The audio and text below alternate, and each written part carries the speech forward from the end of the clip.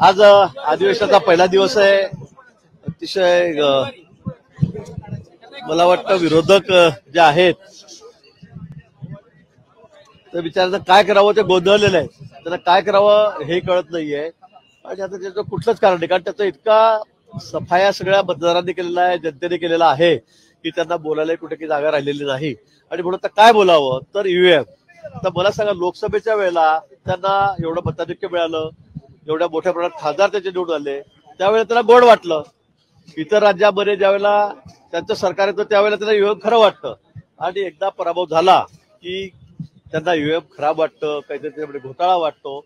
मला वाटतं की आता विरोधकांचा पूर्ण सफाया मतदारांनी केलेला आहे. त्यांना सांगण्यासारखं इथे काही राहिलेलं नाही. त्याची संख्या इतकी कमी आहे की मला वाटतं महाराष्ट्राच्या इतिहासामध्ये इतक्या कमी संख्येमध्ये विरोधक हे पहिल्यांदा आलेले आहे. विरोधी पक्षनेते सुद्धा ते होऊ शकत नाही आणि एवढा केविलवाणा प्रयत्न त्यांचा या ठिकाणी चाललेला आहे. तिघांमध्ये समन्वय नाहीये, कुठेही एकमेकाची तोंड एका बाजूला नाही आहेत, सगळे वेगवेगळ्या दिशेला जाऊन बसलेले आहेत. पण आपण आहोत, आम्ही जिवंत आहोत. व्हेंटिलेटर असले तरी पण त्याला ते दाखवण्याचा प्रयत्न करतात.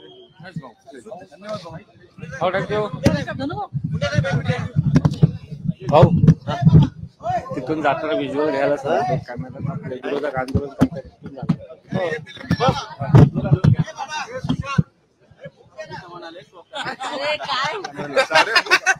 मुझे लगा तुम सारे लेके जाएगा. तर काल शपथ पहिला दिवस काय सांगाल, विरोधक एका बाजूला आक्रमक झालेले. नाही, एक लक्षात घ्या की आज महत्वाचा दिवस आहे. काल मंत्र्यांचा शपथ झाल्यानंतर आजच्या दिवशी सभागृहामध्ये सर्व मंत्र्यांचा परिचय करून द्यायचा ही एक प्रथा परंपरा आहे आणि त्या परंपरेनुसार आज मंत्र्यांचा परिचय करून दिल्यानंतर लगेचच ते मंत्री या ठिकाणी कामकाजाला लागू शकतात.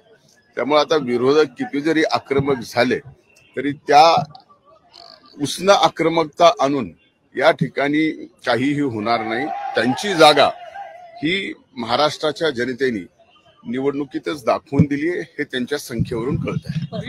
छगन भुजबळ नाराज आहेत, त्यांनी नाराजी व्यक्त केलेली आहे, त्यांना मंत्री करून आले. या बाबतीमध्ये स्वतः आदरणीय आमचे राष्ट्रीय अध्यक्ष, राज्याचे उपमुख्यमंत्री अजितदादांनी स्पष्ट भूमिका सांगितलेली आहे. दुसरा विषय बीड विरोधक बीडमध्ये जे काही घडलेलं आहे त्याच्यावर सुद्धा कायदा सुव्यवस्थेचा प्रश्न निर्माण केला जातो. या बाबतीमध्ये मूलतः जी घटना घडली ती अतिशय खेदजनक आहे, निंदनीय आहे आणि अतिशय आणखीन सांगायचं झालं तर कुणालाही अतिशय दुःख होणं अशी ती घटना झालेली आहे. पण ती घटना ती एका व्यवहारातून झालेली आहे आणि त्या व्यवहारातून ही झालेली घटना त्याला मात्र कुठंतरी पूर्णपणानं राजकीय रंग देणं हे बरोबर नाही.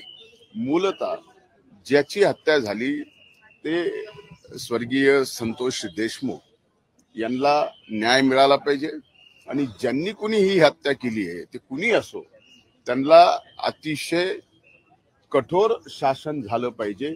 ही भूमिका आमची आणि सरकारची आहे. Thank you sir.